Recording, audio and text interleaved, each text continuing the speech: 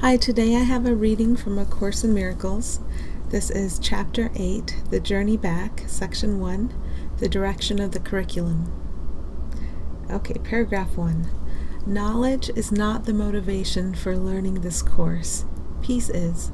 This is the prerequisite for knowledge only because those who are in conflict are not peaceful, and peace is the condition of knowledge because it is the condition of the kingdom. Knowledge can be restored only when you meet its conditions. This is not a bargain made by God, who makes no bargains. It is merely the result of your misuse of His laws on behalf of an imaginary will that is not His. Knowledge is His will. If you are opposing His will, how can you have knowledge? I have told you what knowledge offers you, but perhaps you do not yet regard this as wholly desirable. If you did, you would not be so ready to throw it away when the ego asks for your allegiance. So just to focus on what knowledge is prior to and beyond time and space. So according to our teacher, who's here to help us, the Holy Spirit, the knowledge of time and space is the imaginary knowledge. So true knowledge is what we return to once we have learned to become peaceful. And through the guidance and the teaching of Holy Spirit, we become peaceful, then we're ready to return to true knowledge. But again, the knowledge of time and space is imaginary and meaningless. So, peace is the prerequisite for knowledge only because those who are in conflict are not peaceful, and peace is the condition of knowledge because it is the condition of the kingdom. So if I am not at peace, I can certainly apply to the teacher who is always here, who is peace itself. Along with me, I am peace itself, but I forgot. and I can let that teacher remind me of who I am. And if I seem to see those who are in conflict, I can remember what's most true about them is not this imaginary conflict I see on the surface of them, but it's who they are, essentially, and that is peace. Who they are is peace. Viewing conflict doesn't matter. Viewing conflict is what I originally wanted in hallucinating a will that could oppose the only will there could ever be, the will for peace. It's just the hallucination. If I look and I see others and they seem to be in conflict. And if I feel conflict, if I don't feel at peace, that's my chance to turn toward the teacher who is here to help me. So peace is the prerequisite for knowledge, only because those who are in conflict are not peaceful. And peace is the condition of knowledge because it is the condition of the kingdom. So this is the imaginary place I hallucinated to experience not peace. And when I'm in the middle of having the experience I made this fantasy for, I'm not aware of and listening to the teacher that's here to lead me through and out of it. So I, can kind of take a break, a breath, drop out of it, focus, become aware of the teacher who's here, and find the willingness to follow in the way that teacher is going to lead. Okay, Paragraph 2. The distractions of the ego may seem to interfere with your learning, but the ego has no power to distract you unless you give it the power to do so. The ego's voice is an hallucination. You cannot expect it to say, I am not real, yet you are not asked to dispel your hallucinations alone. You are merely asked to evaluate them in terms of the results to you. If you do not want them on the basis of loss of peace, they will be removed from your mind for you. So what a wonderful service. Your hallucinations, if you do not want your hallucinations on the basis of loss of peace, they will be removed from your mind for you. When I don't feel good, if I'm thinking something real in the world is causing my not good feeling, I'm not aware that my hallucinations are the cause of my loss of peace. But if I am aware that my hallucinations are the cause of my loss of peace, then I can allow them to be removed from my mind for me. Your hallucinations, if you do not want your hallucinations on the basis of loss of peace, they will be removed from your mind for you. At certain times we think we want our hallucinations. We think we want this form or that form. But if we can come to realize that, positive or negative, our hallucinations cause the experience of a lack of peace. Because even when I have a positive hallucination, I'm thinking, oh, I got this thing. It's a getting feeling, or it could be an overexcitement, or a satisfaction and awareness. Maybe I have something and it seems someone else doesn't. It's all hallucination, because everybody has everything forever, everything real.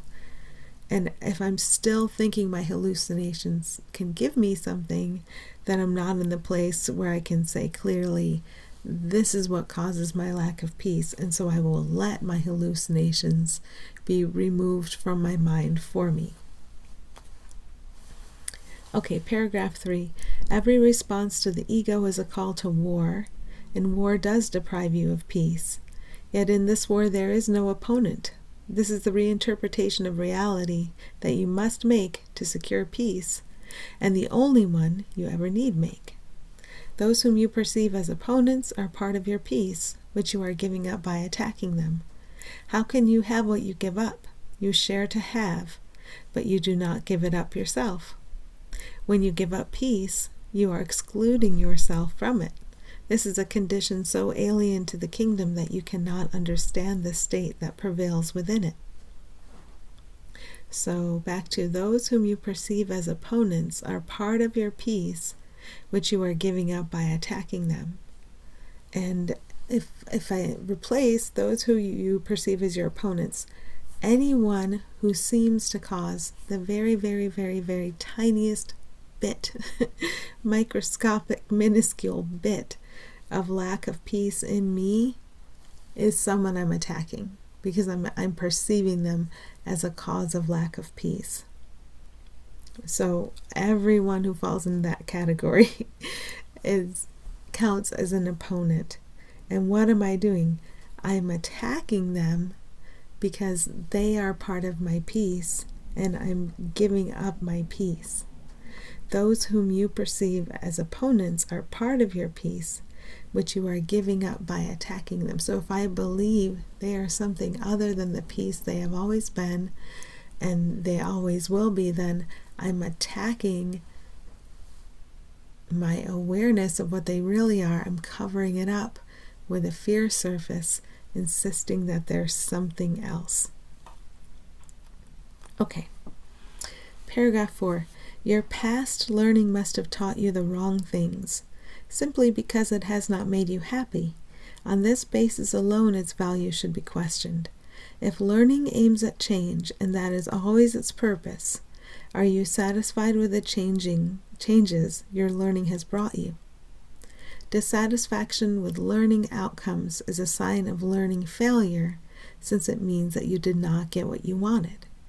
So whenever I feel not good here, it's a sign that my hallucination did not give me what I wanted. So I might as well turn toward the teacher that's here for me, who can help me through and out of what I originally wanted, the hallucination, back home.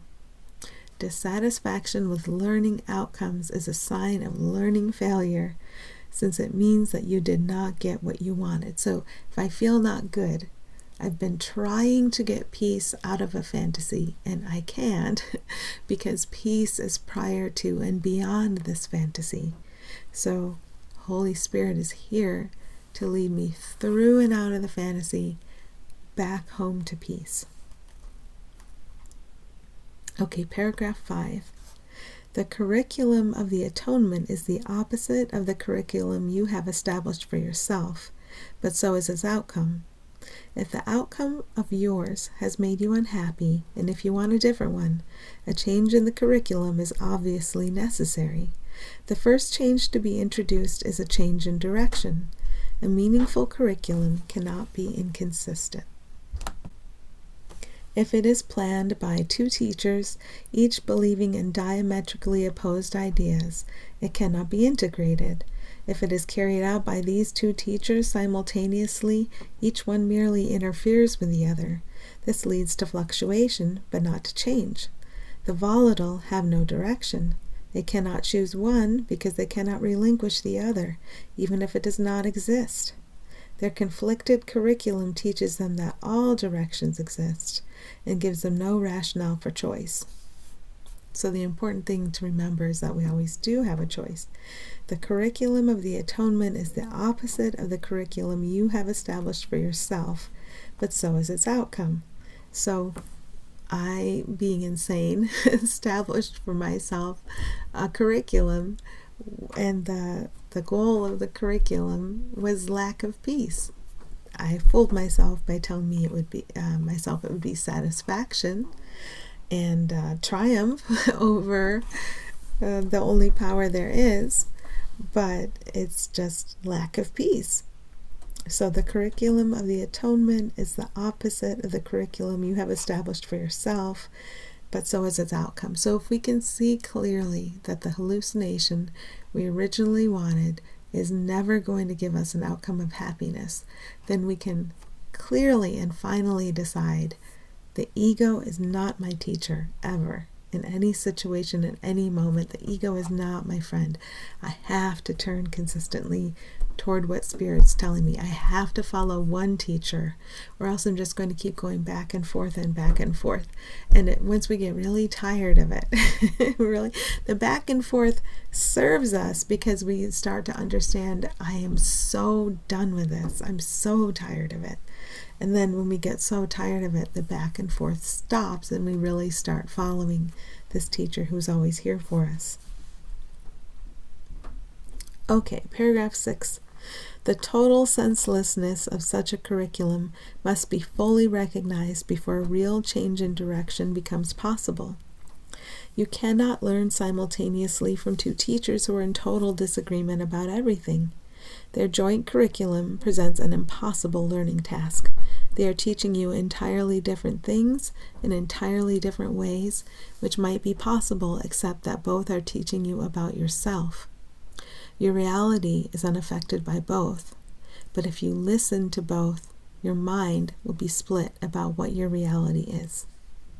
So your reality is unaffected by both because your reality is just your reality.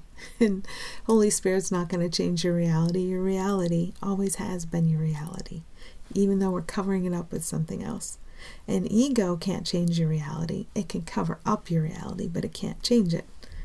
Okay, so the total senselessness of such a curriculum must be fully recognized before a real change in direction becomes possible. So that's what today is for, is to recognize the total senselessness of ego's curriculum and to understand that only by following Spirit can we experience a real change. Can we experience that turning away from what we thought we were going to get to the hallucination, from the hallucination, turning away toward and progressing toward home together, all together, with no exceptions. So here we are, where we can see the total senselessness of ego today, together. Okay, thank you. Happy healing.